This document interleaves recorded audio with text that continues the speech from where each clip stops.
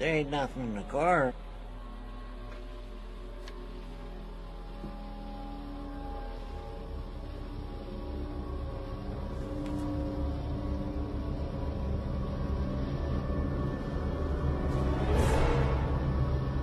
Looked up and I seen this streak of fire.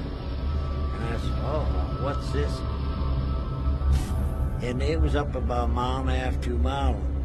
I watched it and it went towards the mountain. And then it went up there so far and it turned around and come back again. And it seemed like it couldn't make up its mind where it was going to land, you know. And then it made it turn and went right into the woods.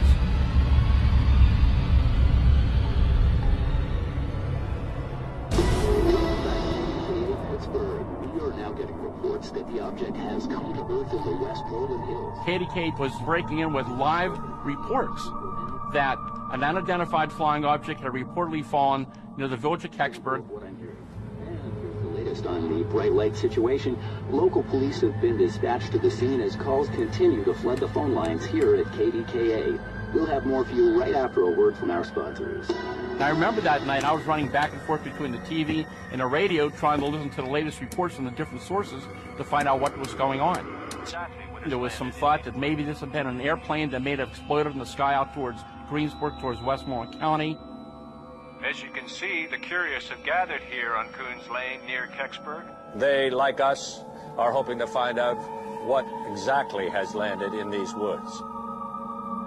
I got in my car and I went up the road. You couldn't get near the place for automobiles on that back road. Get up there and I says, oh my God, where's all these people coming from?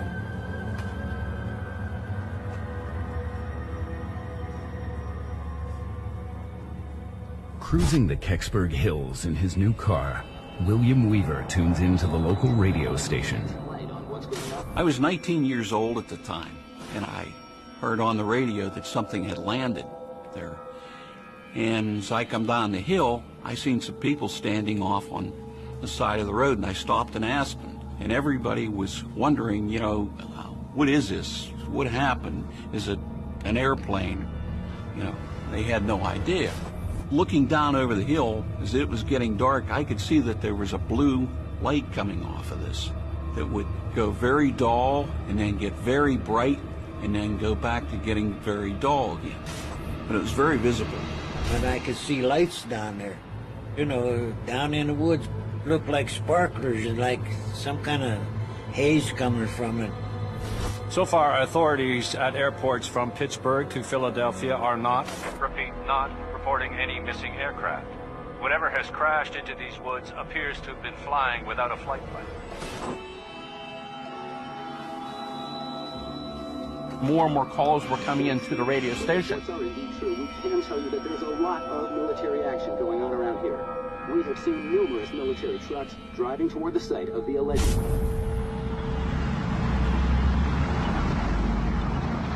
Explanation from the military. Seemed very intriguing. As you can see, Why would the curious military be have coming gathered in here on unless they felt that there was some reason to come out there that night? Here was the Army. They were all there in their guns and everything. They kept everybody up there on the road. all we're able to observe, apart from the ongoing military activity, is a strange blue glow emanating from the site. And I don't think anybody in that area had ever seen that many soldiers in Kecksburg. There was no bluff involved in what they were making the people do. They told me, back my car out of there and get out of there right away. It's either you move it or I'm going to confiscate your car.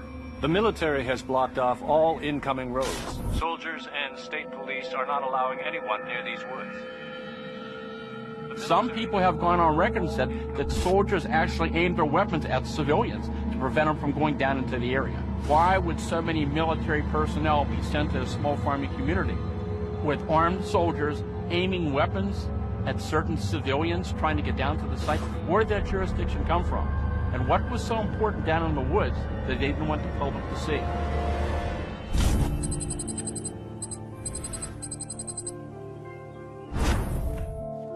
The next day, I was eagerly awaiting the newspapers, and I was trying to get a hold of all the local editions.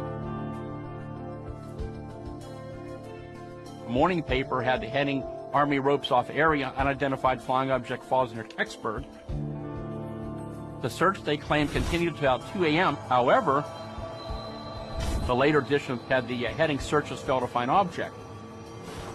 It was being stated that people had been mistaken. Nothing had fallen. They had seen just a bright meteor in the sky. The Air Force made a statement that this was a meteor. In other words, that nothing came down that night. They said that a 3-man team went out to investigate something that started a fire and searched the area and came back at 2 a.m. and found nothing. I seen it. It made a turn and went right into the woods. I could see that there was a blue light coming off of it. And this went on the whole time that I was there. The only official Air Force document that was ever located on the Kecksburg incident suggests that there was only 3 Air Force personnel involved. Yet multitudes of eyewitnesses, including reporters, verified the fact that there was a fairly good military presence, various types of military equipment and personnel, and trucks were observed in different areas around the village that evening. The Air Force statement completely contradicts what the witnesses have said and what the media reported the night of the event. I hesitate to just accuse a government agency of a cover-up just sort of outright, but I do think it's a possibility. What's the military keeping from the people of Kecksburg? John. What? There's something at the window. And who else is involved in the possible cover-up? Wait, those guys. On December 9th, 1965, after reports that a fiery object crashed into the woods, the tiny community of Kecksburg, Pennsylvania, is overrun by military personnel. All civilians, fall back. Repeat, fall back. The military has blocked off all incoming roads. There has been no reason given for this latest initiative. The following day, newspapers report that nothing was found. The official explanation was it was just a meteor, that nothing had come down to the ground.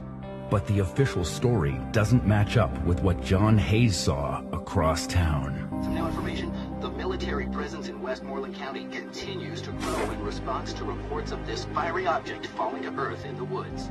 Again, here at KDKA, I was 10 years old, and I lived in a little farmhouse in Kecksburg. We listened to the radio the whole time it was going on. That convoy of military vehicles has been spotted heading to the east side of the Kecksburg Valley. Stay tuned to KDKA for more of our reports from this. That's right here behind our house. There was a field in the woods. My bedroom window faced everything. You know, I had a good viewpoint. I could see people coming in the driveway and cars being parked. I could see flashlights, but you couldn't tell who they were or what kind of vehicle it was.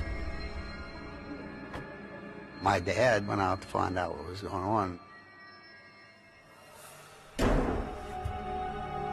Stay here and be quiet. We're supposed to be asleep.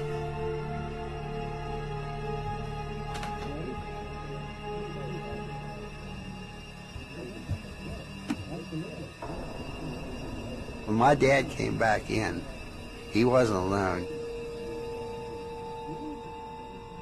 There was military people with him. My house was converted into a military base for a little bit.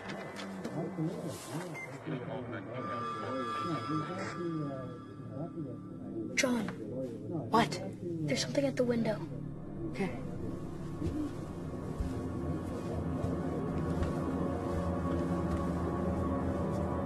I seen these guys. They was in like moon suits or whatever the heck you want to call them. Who are those guys? When they was talking to each other, I seen a NASA patch on one's arm. I thought, you know, that was pretty crazy. NASA's job during that time period was to deal with anything that fell from space, any debris or anything unexplained, NASA would go to the scene and retrieve the thing that fell. If the statement released by the Air Force is true, and nothing was found at the crash site in the woods, what is NASA doing in Kecksburg? They had a box with them, big box. It's probably about 4 foot wide and about 8 foot long.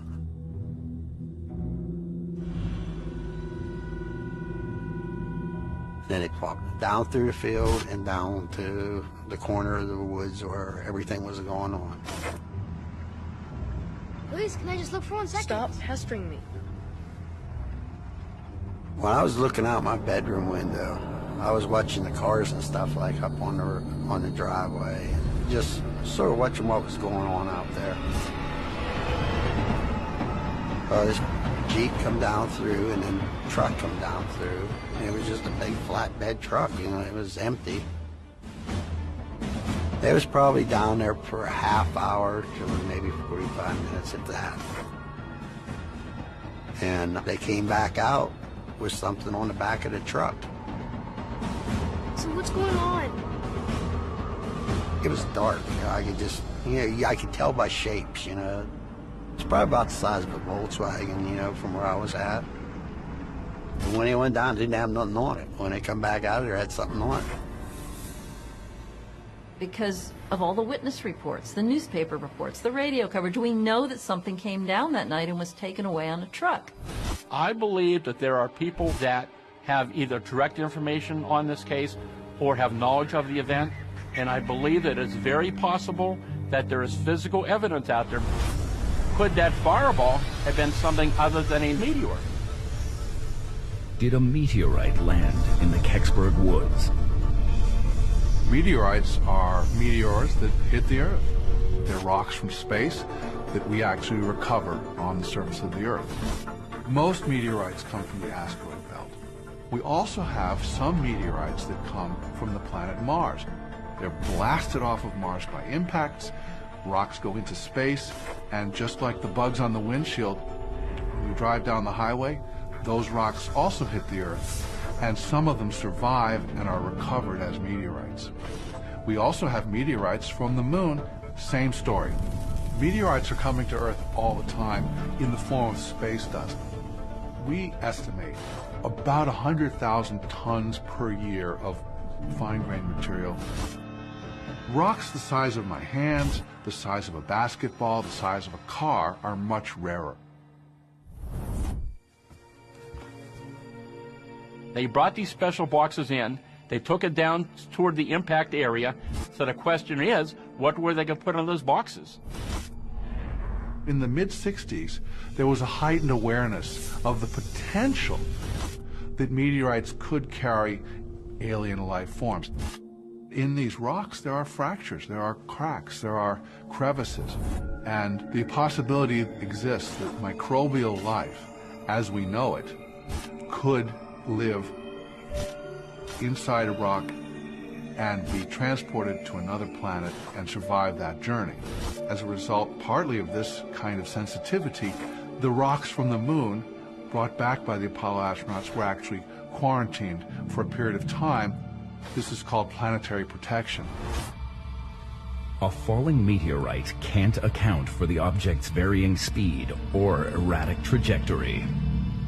Those local people who saw the object descend said it did not come down at a high rate of speed, but it came down relatively slowly. The cosmic velocity, the orbital velocity around the sun that an object has, that it brings with it when it enters the Earth's atmosphere, is huge, between 36 and 72,000 kilometers per hour. You need a large force to veer it off course, and we've never observed that in a meteorite. People saying about a meteorite. Meteorite goes straight up and down, you know, it don't turn. It seemed like it was radio controlled or somebody was controlling it to do that. If the object wasn't a meteorite, what did the military haul out of the Kecksburg woods?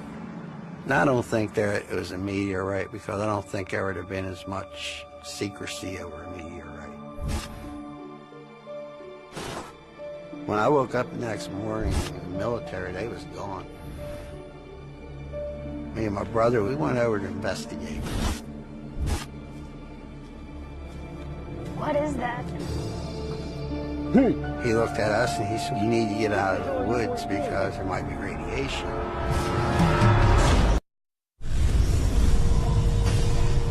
After a fiery object crashes into Kecksburg Woods, the Air Force claims witnesses saw a meteor flying across the skies and report nothing was found in the area. I was wondering, like, well, why would the military be coming out there unless something important had happened? That same evening, across town, a large covered object is secretly removed from the woods. I couldn't swear on my life what it was. I just know that they took something out of there. The next morning, John Hayes and his brother make their way down to the crash site. We'd seen something on the other side, and we just couldn't figure out what the heck it was, so we went over to investigate. We walked down through the woods, because everybody's pretty much cleared out by then. Do you think them people are still here? Don't hear no trucks or nothing. If you looked out through the top of the trees were all broke off.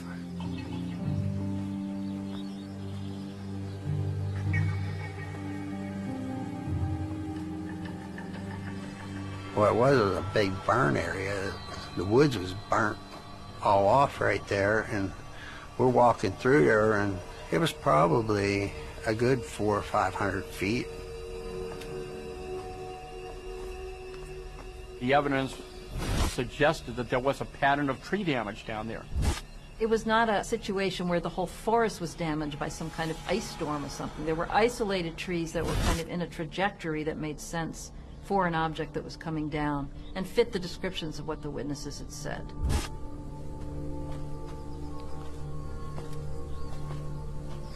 What is that? It's dirt.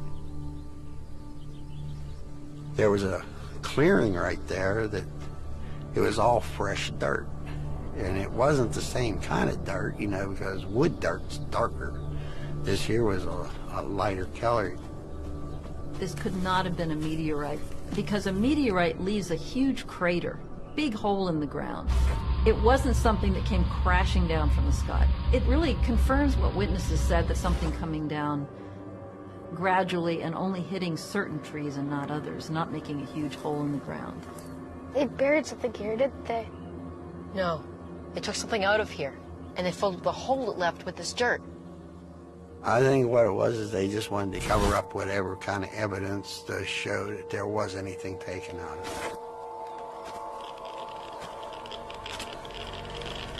it. What the hell are you boys doing here? We live in a farm. Over there. Well, you better get on home. This woods are full of radiation. Yeah, we live here, you know. We're down here all the time, you know. He said, well, you need to get out of the woods because there's a chance, you know, that there might be radiation. Where could the radiation come from? In the 50s and the 60s, there was work on developing nuclear rockets and nuclear-based propulsion system for aircraft. And those propulsion systems released a lot of radiation into the open atmosphere. Whether that ever got employed beyond a research activity, I kind of doubt it. Now, there could be something with the payload that the vehicle carries that resulted in radiation being left over in some area. Conceivably, if you were carrying a nuclear weapon, if that weapon had been damaged, you know, that could have some radiation that would hang around for a while and be measurable. But that's not a common thing that somebody might encounter. A serious radiation threat helps to explain the secrecy surrounding the operation. Project Moondust was an Air Force intelligence operation scattered around the country during the time of the Kecksburg event in December of 1965. was retrieval teams, very secretive, that would go out and collect space debris and anything that was unidentified that fell from the sky. And they were much more secretive than NASA was. We don't know if there were any Moondust officers there or not, but it's possible there were. I think what happened is maybe a piece broke off, whatever they hauled out of there, and they was just down there looking to make sure that there wasn't nothing else there that somebody could say, well, here's proof, you know, that you took something, you know. And I think that's what it was all about. In the days that follow, news about the sighting quickly fades. The reporters apparently took at face value when the government came out and said that people had seen just a bright meteor, and that was accepted by their editors, and they went on to the next story. But local witnesses stand by what they saw. There was a small group of local people who believed that they were certain nothing happened that night, that nothing was going on, that there was no military there. It got to the point where there was name calling and people were accused of making up their stories. People that was friends for years, even families that broke up over it. When we talked about it, there was people who called us liars, that this thing never happened. And we got the sense, well, we'll just quit talking about it. Until Bill Bulebash steps forward to challenge the Air Force statement. You hear these people saying nothing happened. A lot of people don't know what I know. There was a bell. I didn't know if it was going to blow up or somebody was going to come out of it or what.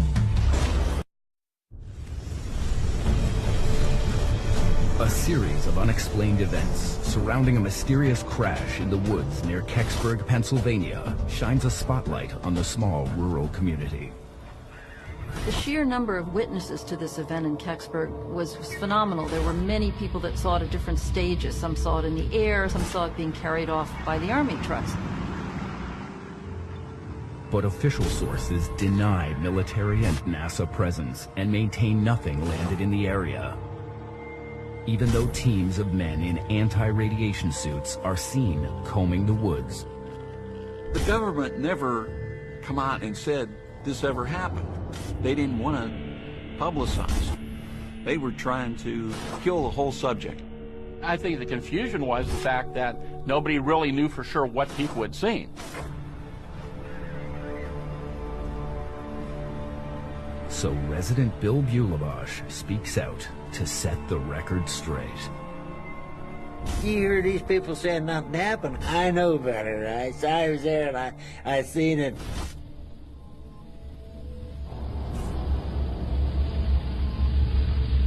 After it disappeared, I figured, well, I'm going up there to see what it was.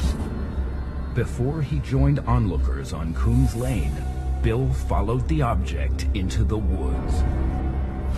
It was getting dark, so I grabbed my flashlight and went down in the ravine, knocked all the top of the trees out, you could see that. And I seen this down in the woods there, and it was like steaming. The smell just like rotten eggs. It was sulfur. And it was down in there about, oh, I'll say 2 feet deep, at least 2 feet, and where it just glided right in. I'd say it was about as big as a Volkswagen, and it was a little bit longer. It was burnt clear from the nose, clear to the back. There was no seams, there's no rivets, no nothing. And then it had a thing around the back like a ring, and there was graphic writing on it. And it just looked like if it was welded in there or what. It wasn't, you know, just marked with a pencil. I didn't know if it was going to blow up or somebody was going to come out of it or what. I could hear these voices way back in the background, and I figured I better get out of there.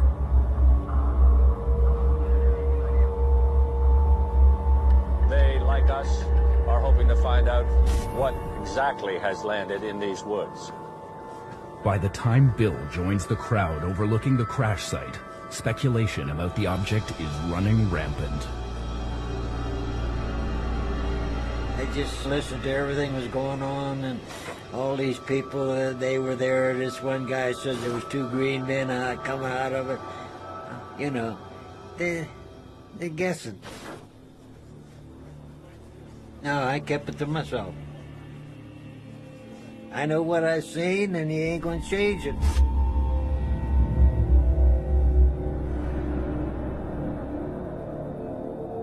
Fact is that here was something that was on the ground, it was a physical object, and apparently the military came in that night and recovered the object.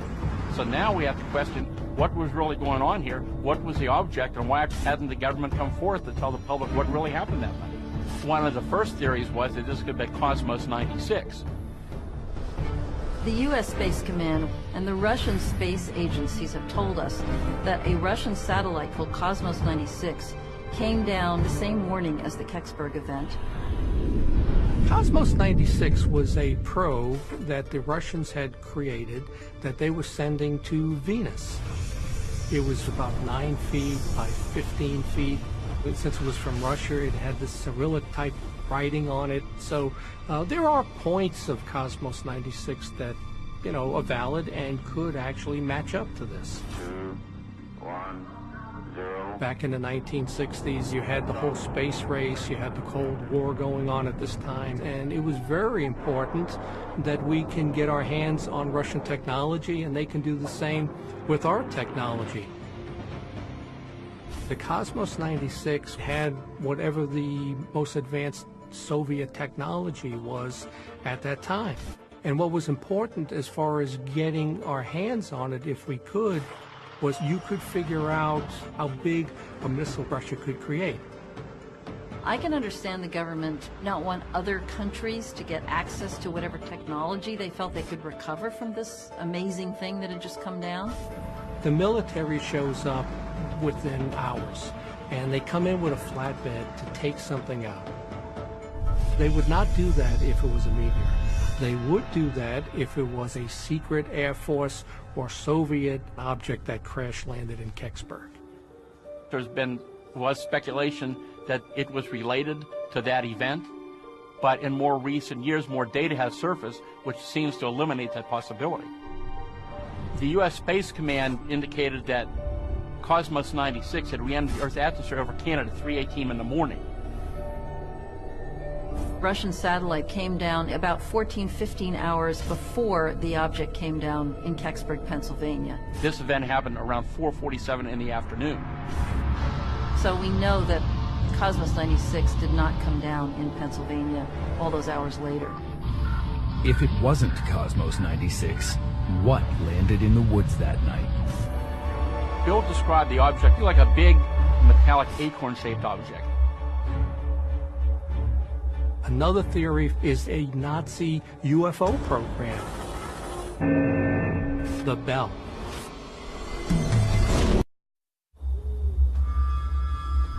When an eyewitness discovers a glowing, bell-shaped object deep in the Kecksburg woods, the military's insistence that nothing was found at the crash site is put to further test. We have documentation that shows that when it's convenient, when they don't know what something is, they will often just say it's a meteor, just to make it go away, just to give something to the public. After ruling out the possibility the object was the downed Russian satellite, Cosmos 96, residents look to a more radical explanation. It either had to have been some kind of highly secretive experimental craft of some sort, or it was something from somewhere else, some kind of extraterrestrial vehicle or probe or something. We began to accumulate a lot of information, which began to suggest that there was a lot more to the story. I say it was about as big as a Volkswagen, and then it had a thing around the back like a ring, and there was graphic writing on it. To some historians, the fallen object is eerily reminiscent to an alleged top-secret Nazi weapon.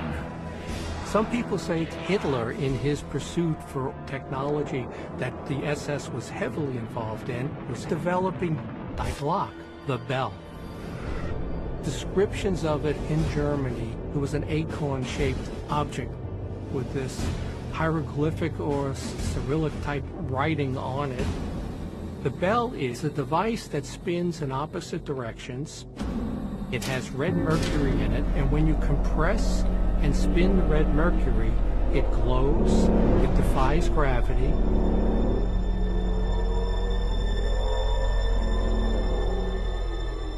The purpose of the bell was an object that can really manipulate time and space. My understanding is, depending on what you read, is that it's some type of time machine. Why it was important was if you can manipulate time and space, your army can actually come up on another opposing force, and then you turn it off and they're standing right in front of you. It's a weapon, is what it was.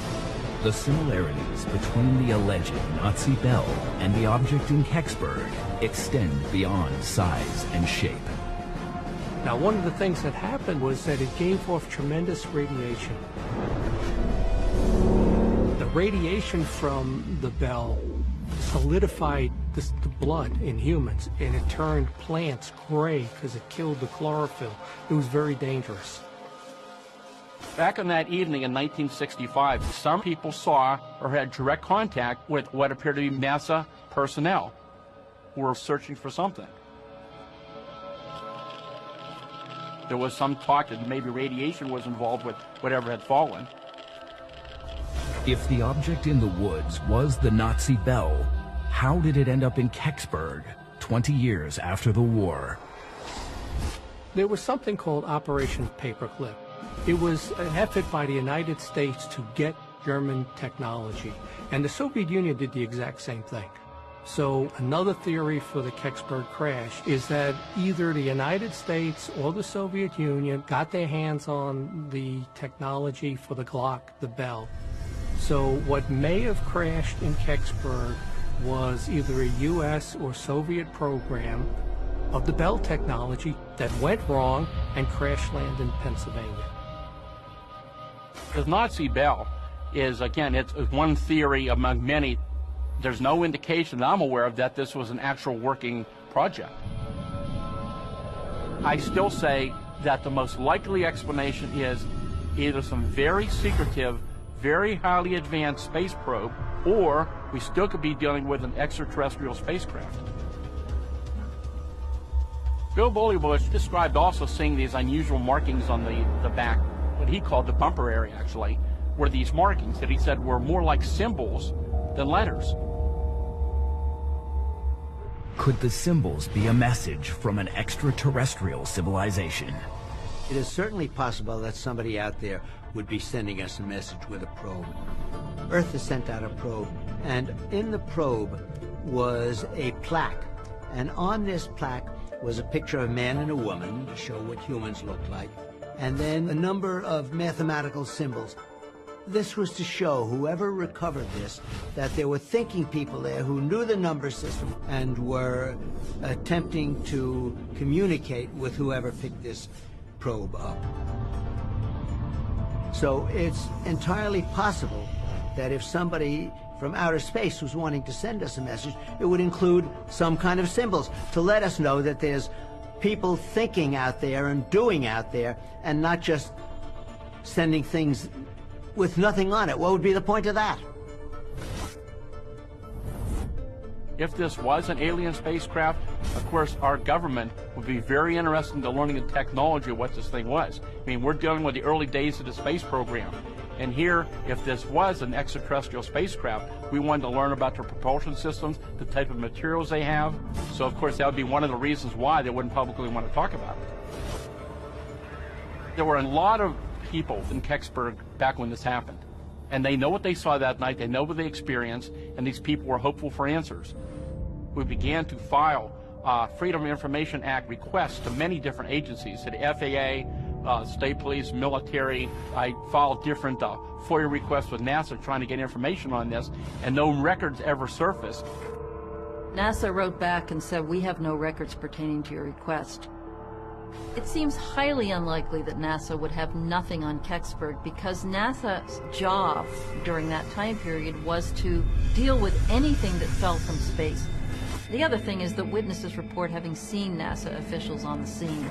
So for those two reasons, it's just impossible, as far as I'm concerned, that they would have absolutely no documentation, not even a newspaper article, about what happened in Kecksburg that day. Despite government stonewalling, Stan Gordon continues to search for answers. Over the years, I've interviewed hundreds of people who were involved in different aspects of this case. I would hear stories, and I would follow up and find these people and talk to them.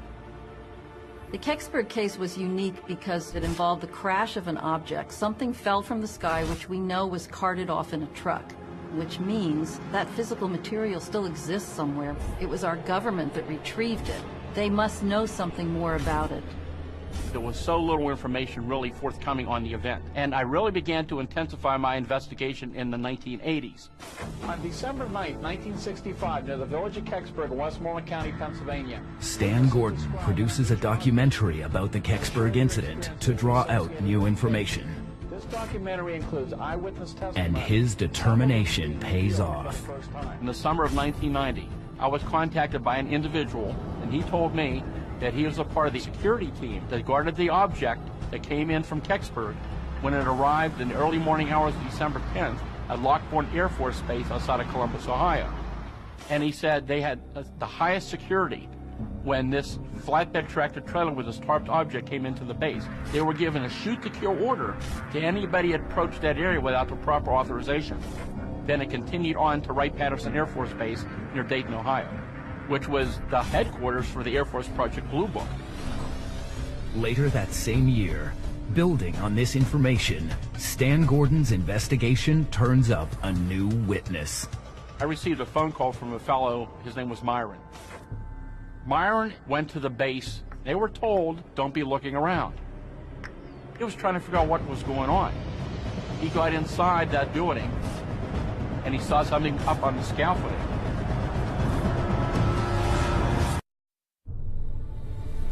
"25 years after a mysterious crash near Kecksburg, Pennsylvania, local residents remain in the dark as to what fell in the woods and where the object was taken. Forever impacted by the 1965 incident, Stan Gordon produces an investigative documentary about the Kecksburg incident to draw out witnesses. In 1990, a former truck driver from Ohio comes forward for the first time and agrees to tell Stan his story. Well, for the reason I never said anything before, because Uncle Sam said if word ever leaked out and they had to come and lock you up and throw the keys away or give you a bullet to satisfy you, no one will ever talk about it. He had worked for a large supply house in Ohio at the time. And within a few days after the incident at Kecksburg, a Navy officer came to their supply house and ordered a very large supply of a special type of glazed engineering brick to be sent to Wright-Patterson Air Force Base. We found the base, and they took us to the old training center for World War II. They were told to stay with your truck, just unload the pounds, do your job, don't be looking around. They kept seeing these men going in and out of this building.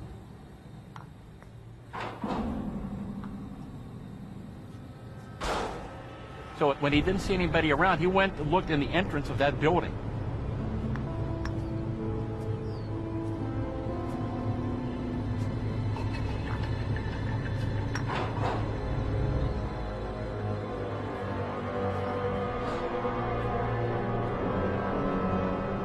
When I walked in the building and seen the great big parachute or something draped down over the top with a light up underneath the parachute, trying to cover this thing up so no one could see it.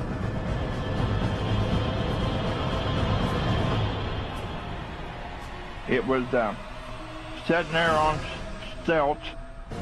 It had a bell shape there, and they was working on it. The spaceship was like a large acorn. Runs about 14 feet to the top and about 10 to 12 feet wide at the bottom with a collar on it that has writing on the collar. And you could see where they was trying to get in through one of the openings. I also seen an object laying on the workbench. And he said the lighting wasn't real good.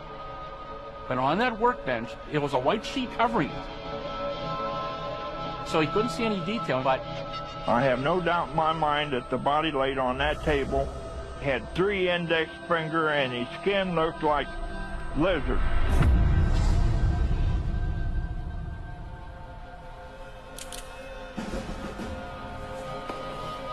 he said he was threatened and he was told that you're never to tell anybody about this story. We'll put you in jail and throw away the keys.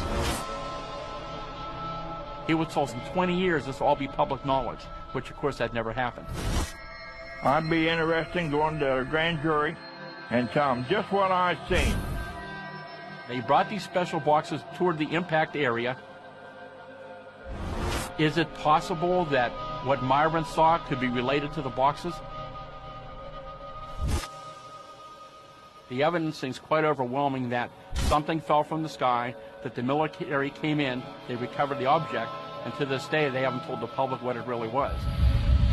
I think definitely something came down in Kecksburg. As to what it was, we've eliminated everything except for some kind of American government secret